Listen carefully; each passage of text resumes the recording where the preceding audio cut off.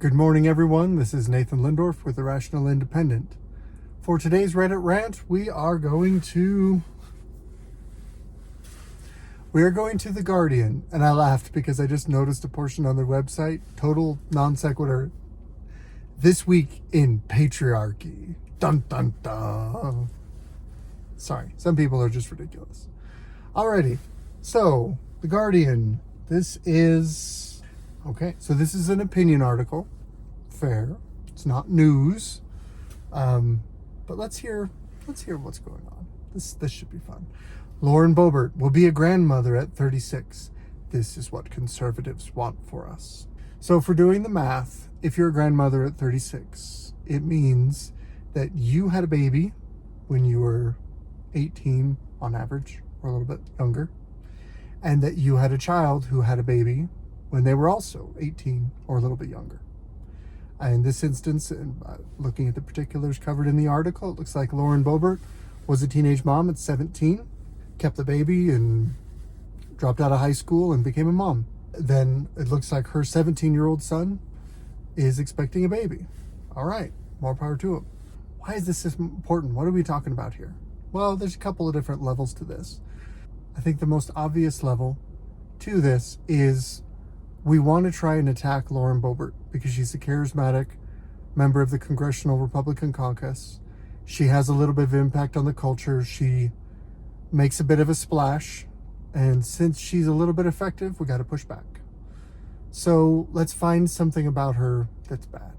Well, conveniently, here's something that's a little awkward and, more importantly, can be attacked from within the framework of the leftist narrative. And this is something I think that's probably worth teasing out here. If you are not deeply political, you judge people individually. Sometimes you might even judge groups.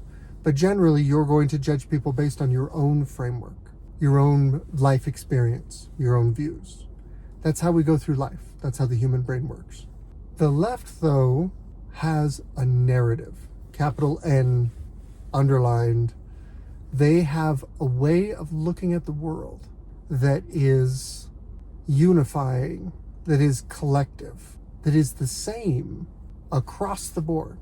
So in other words, if you're a deeply leftist person, I can guess pretty accurately what you believe across a variety of topics because you have bought into the narrative. You've bought into this whole perspective of how the world works and fits together.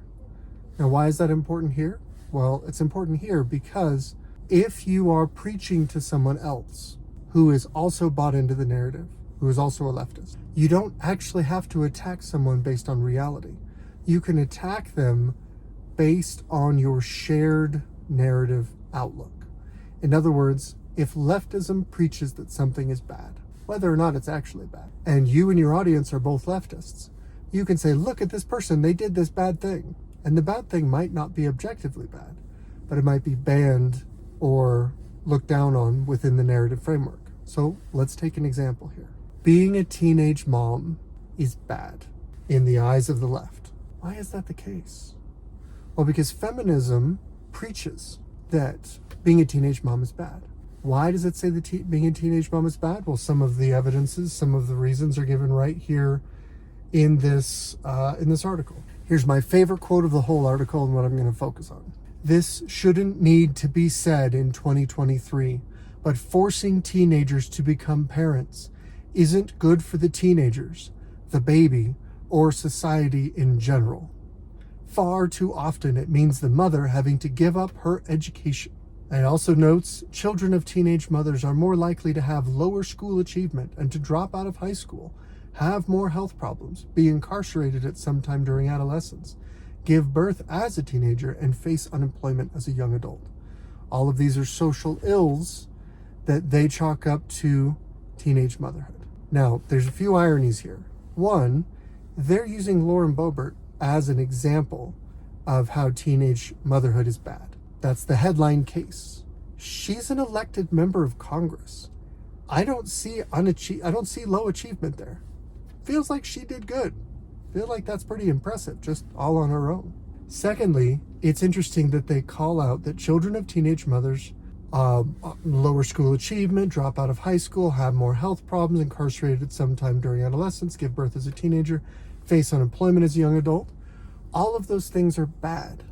All of those things are common to one particular element: single mother households. Whether the mother is in her 20s or teenage years or 30s or whatever, if you look at a statistical analysis, a breakdown of juvenile offenders, of unemployed young adults, of teenage mothers, of health problems, of high school dropouts, all of these things that are called out, if you run an analysis, you will see that one of the common factors across these social ills are people that were raised by single mothers. In other words, children do better in a two-parent home.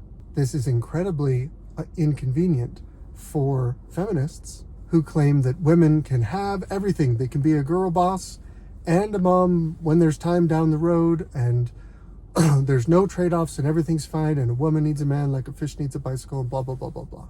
Even the argument of it takes a village, blah, blah, blah. No, it takes a mother and a father if you want to raise stable children that perform well in society. Now, the interesting thing is, in most other contexts, the left won't acknowledge these stats. Most teen mothers are single mothers, in the sense that if you're 15 and you get pregnant and you keep the baby, the guy who got you pregnant is probably not in a position to be a provider, to marry you. In most states, it's not even legal at that age.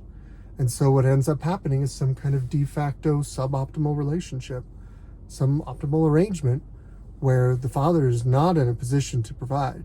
He doesn't have the economic earning power, where the parents are probably still just trying to deal with their own stuff, not independently wealthy. And so there's a certain degree of poverty in this circumstance, generally speaking. And so the mother, who is herself ill-equipped to raise a child, does a suboptimal job. It's not as good as the option of raising a child in a two-parent home. The interesting thing that comes from this is that in the article, the author describes that abstinence programs just don't work. In other words, if you don't want to have unwed teenage mothers, single mother households, because of all these social ills, then you need to either teach teenagers to stop having sex, because that's 100% effective for eliminating teenage pregnancy. And the author is saying that just doesn't work. Or you need to promote single motherhood, have the baby, keep the baby, which leads to all these ills. Or you need to promote adoption, which for some reason is just, it's not even discussed here. But it's an option within our society that is just, it's like it's viewed as some impossibility. But it's not impossible. It's totally doable. It's challenging, it's difficult, it's painful. But what is best for the child? Usually in these circumstances, adoption is a great choice. Or the last choice is abortion. And they outright advocate, basically saying that it's a bad thing that Republican politicians like Lauren Boebert are against abortion. And they frame that opposition to abortion as forcing teenagers to have babies. And they're saying forcing them to become mothers is bad because look at all this stuff that happened. Let's just take a beat and understand that her stated position, her strongest sentence, her central thesis, forcing teenagers to become parents isn't good for the baby. She says it right in this article. Her stated position is that it is better for the baby to murder it than allow it to live and have a higher chance of not finishing education, possibly being incarcerated, having health problems. That's an insane position. This is something that's just beyond the pale to me, but there it is, black and white. They're saying that death is preferable to being raised in a single parent household. All of this wrapped in a neat little bundle, cast in a partisan framework. My 2 cents, this kind of cultural commentary is despicable. You are promoting abortion. You are taking a woman who has achieved a great accomplishment, being elected a member of Congress. That's a very rare and high position. That's a great accomplishment.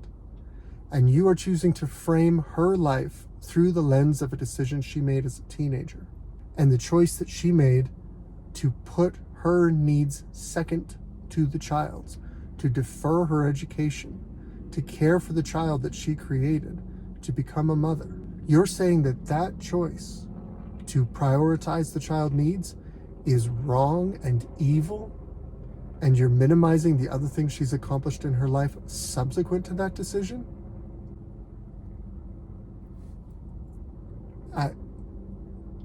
I'm speechless. So, anyway, that's my Reddit rant for today. Good luck out there.